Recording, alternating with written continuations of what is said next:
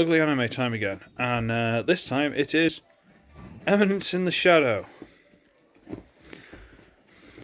I tried watching this a while ago. It's on Netflix, I might as well start it. And I started watching it, and after a few episodes I was like, nah, and I stopped. But then I've seen clips of a certain part of the story. I was like, okay, that might be quite interesting. I'd quite like to see that. For anyone who's wondering, it's the mundane man part. So I'm like, okay, that looks interesting. Okay, I'll try and power through it. And I'm trying to get to the end of the series so I can do this review, really. And I got up this morning and I started it. And it's like, Season 2, Episode 1. I'm like, no, I'm just going to do it off Season 1 for now. No, can't do it. No, I need a break. No. So, the synopsis. It's an isekai, or it's supposed to be a parody of one, but basically, guy got killed, reincarnated in another world with stupid OP powers, blah blah blah. Standard. But from what I can gather, bear in mind I haven't seen the first couple of episodes for a long time, so you have to bear with me a little bit if I get some of the finer details wrong. Basically, he's in this world, and there's no great war, there's no impending tragedy, there's no demon king, there's nothing. So he's bored, and the guy's got a massive, massive ego, and he basically wants to play hero.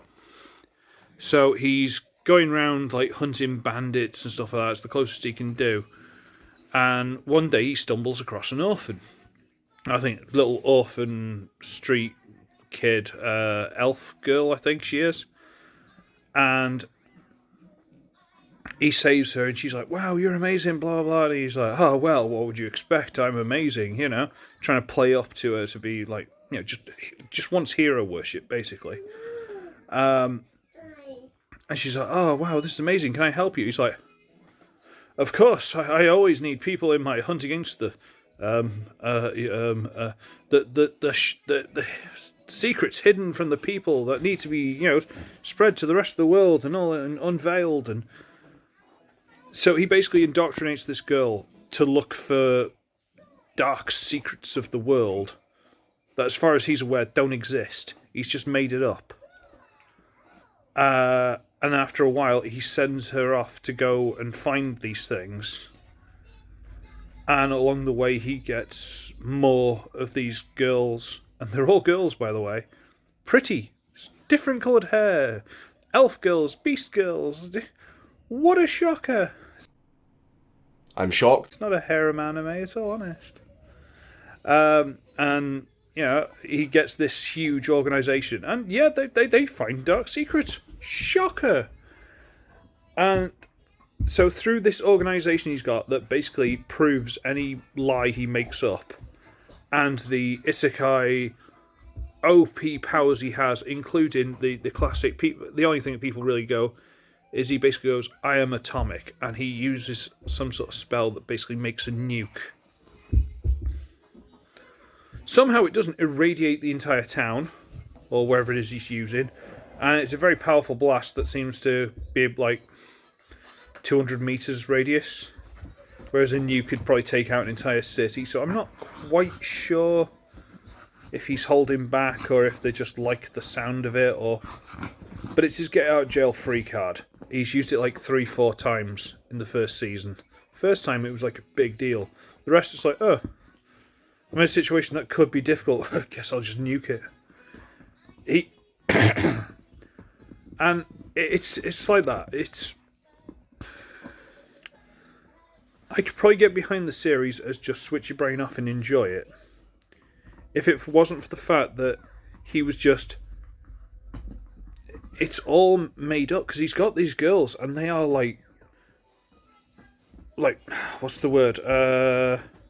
Devoted, like really devoted to his cause, to save the world and unveil these dark secrets and all the rest of it. And they've gone off and they've infiltrated things. Like one's become an author, one's like head of a really expensive organisation, one's become a concert level pianist because they've got in contacts with like other kingdoms and stuff. All these things, they're going out and they're infiltrating this world, and he's got this like full on spy network just for himself. And the only reason they exist is so he can play hero. So he's manipulated all these women to play hero. Like, the most insufferable part, or possibly one of the most insufferable parts, is his civilian identity, which I believe is his like reincarnated actual character, Sid Nago or something. I don't remember. I don't really care. And all he's doing all the time is he's going, oh, I better not do anything fancy. I'm a background character. I don't want to draw attention. Ha ha ha. Aren't I the smartest in the room and nobody knows? God, it's tedious. It's so tedious. And then just to have his ego massaged, he's indoctrinated all these women, basically from childhood. And he's taken away their names, by the way.